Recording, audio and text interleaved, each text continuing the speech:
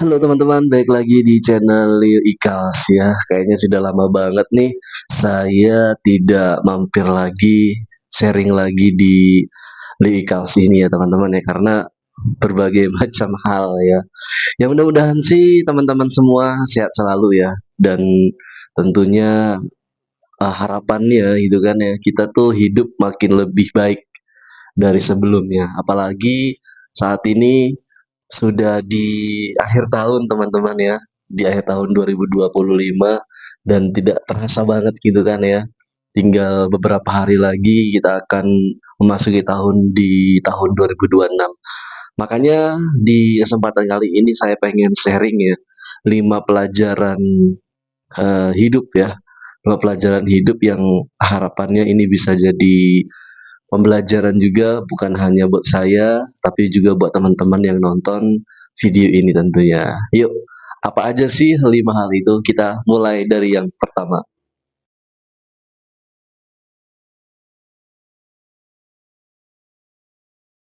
Nah, di tahun 2025 ini alhamdulillah teman-teman akhirnya studi saya di S2 itu selesai.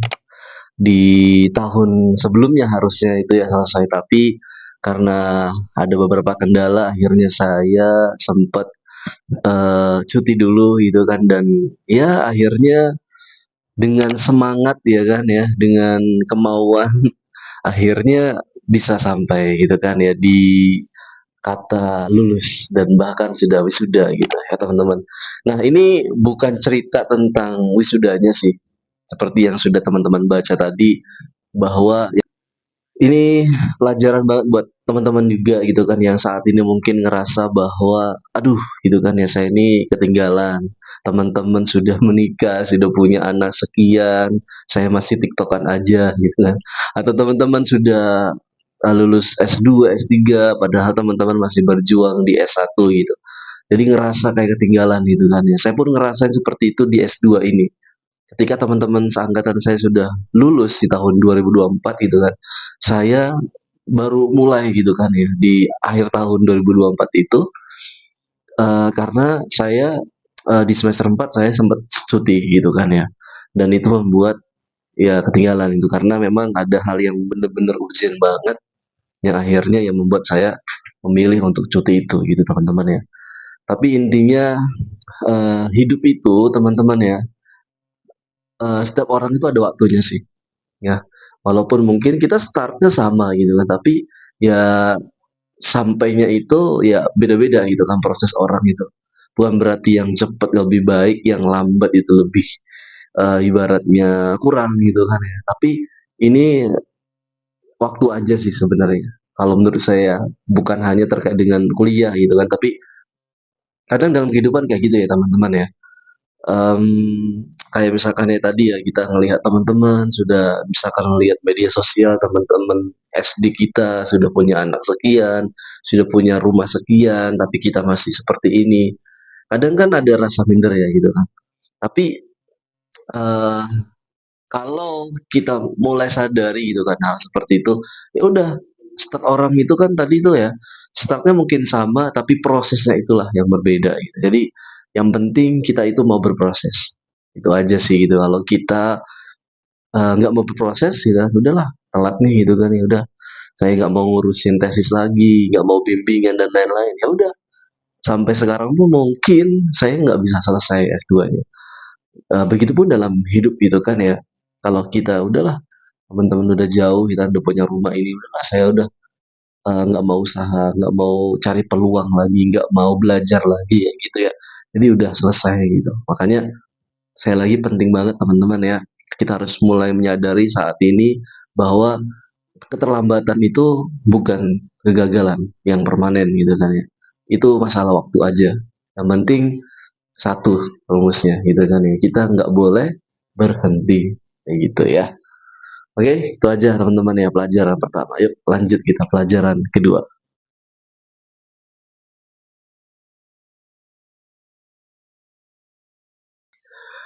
Yap, karya yang tulus kita kerjakan itu akan mendapat jalannya sendiri gitu ya. Kalau teman-teman nulis akan mendapat pembacanya sendiri gitu ya. ataupun teman-teman yang konten seperti ini kalau konsisten ya kan, kalau saya sih emang bisa dibilang kurang konsisten ya di YouTube ini gitu. Makanya ya bisa dibilang kurang berkembang. Tapi minimal adalah ya untuk mendokumentasikan aja karena tujuannya seperti itu ya teman-teman ya.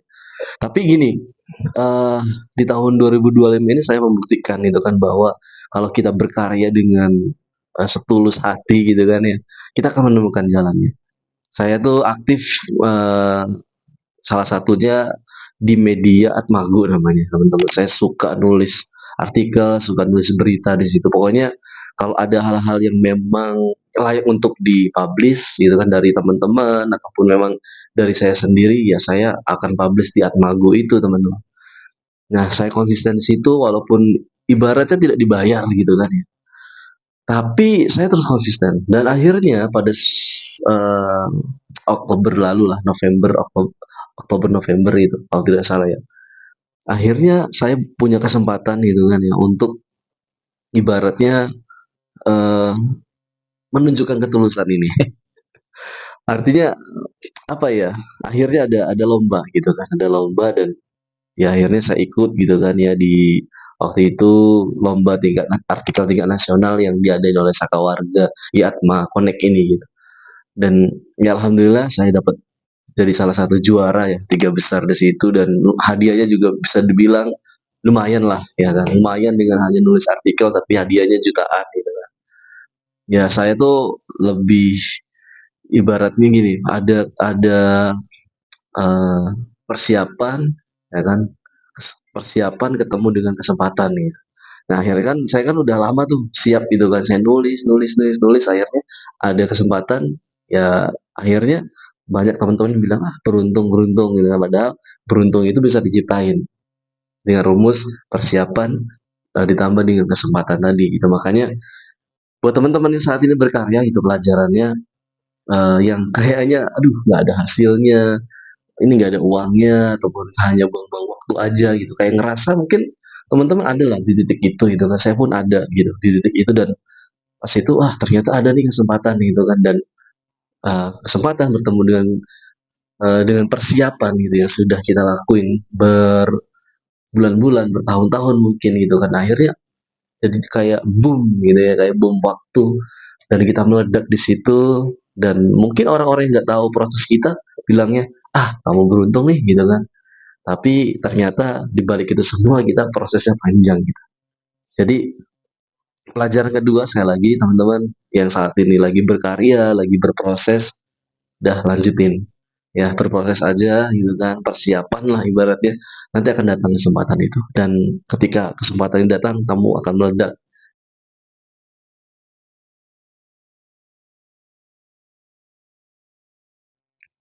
Ya terkait dengan ilmu teman-teman ya. Saya suka banget emang berbagi seperti ini, sharing gitu ya. Passion saya itu sharing.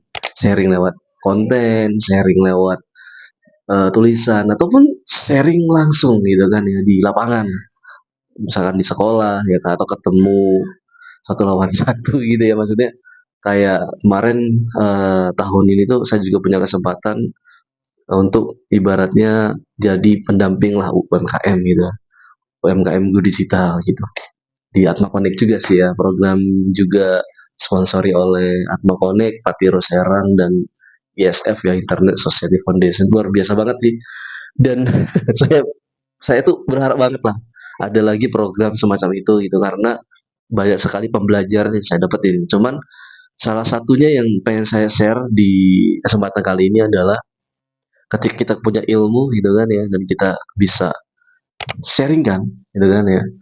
Itu kayak ilmu itu akan makin bernilai. Ya kan kita ketemu, saya suka juga ketemu sama anak SD ya kan, sharing dengan mereka, anak SMP atau bahkan yang tadi UMKM, dia profesinya, dia guru gitu. Nah, ketika kita punya satu ilmu walaupun satu ayat itu dan dibagikan gitu kan, itu kayak kerasa, hmm, apa ya, hidup itu kayak ada artinya aja gitu loh. Ya, kayak saya kan guru juga ya teman-teman ya. Makanya sampai sekarang saya itu bertahan jadi guru itu ya karena memang kayak ngerasa punya arti aja gitu hidup ini ketika kita ngebagiin sesuatu yang ya kayak ilmu itu gitu.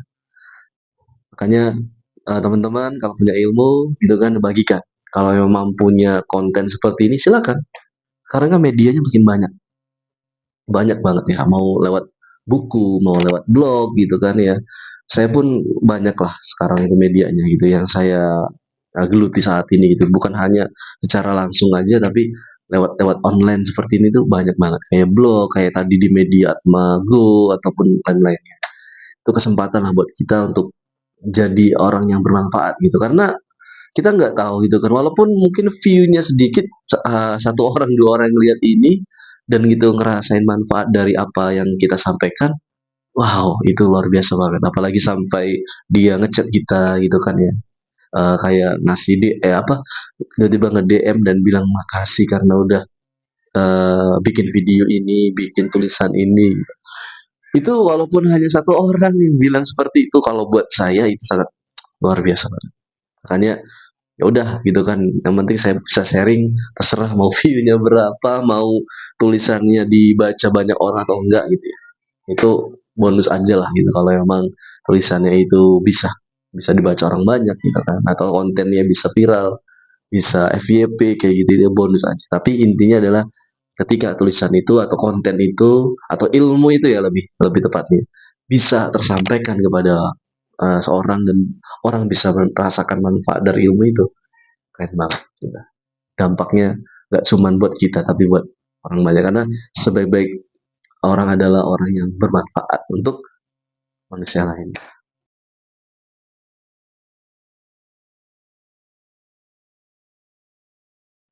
Nah, yang keempat teman-teman ya, ini berkaitan dengan adaptasi. Ini ilmu adaptasi gitu kan ya. Harus teman-teman miliki, apalagi yang muda-muda ya, Gen Z, Gen Alpha yang saat ini masih belajar gitu kan ya, di bangku sekolah, bangku kuliah. Satu ilmu yang memang eh, harus teman-teman pelajari adalah ilmu adaptasi. Mungkin teman-teman pernah dengar ya, cerita si apa ya, saya lupa sih namanya, cuman gini, ceritanya itu tentang kamera lah ya. Dulu itu katanya ada pelukis yang sangat presisi banget teman-teman ya, gila pokoknya, semua orang tuh kalau suruh motret visual gitu itu ke dia datangnya.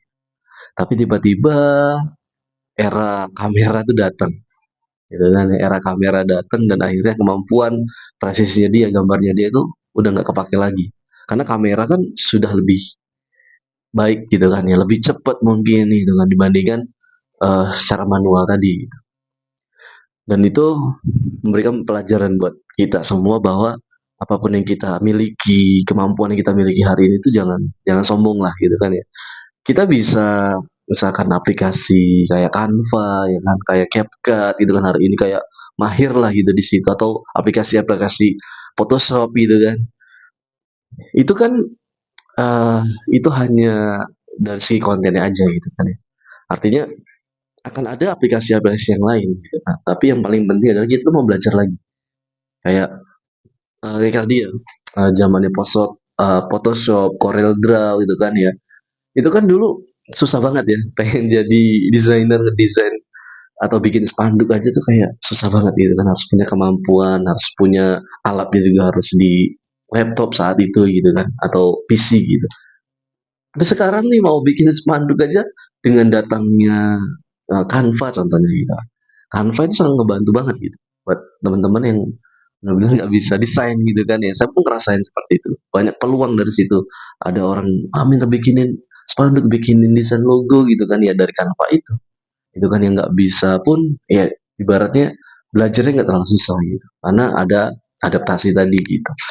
Jadi sekali lagi teman-teman ya, bukan masalah konten ya gitu kan, tapi masalah kemampuan kita beradaptasi gitu. Karena dunia itu kan cepat banget, dengan ya. Baru kemarin kita ngerasain Google ya kan, sekarang udah banyak yang namanya teknologi lagi, kayak AI gitu kan ya. Ya kita jangan nutup mata untuk itu ya. Jadi kita harus terus belajar, belajar upgrade diri. Karena tadi itu ya, beradaptasi.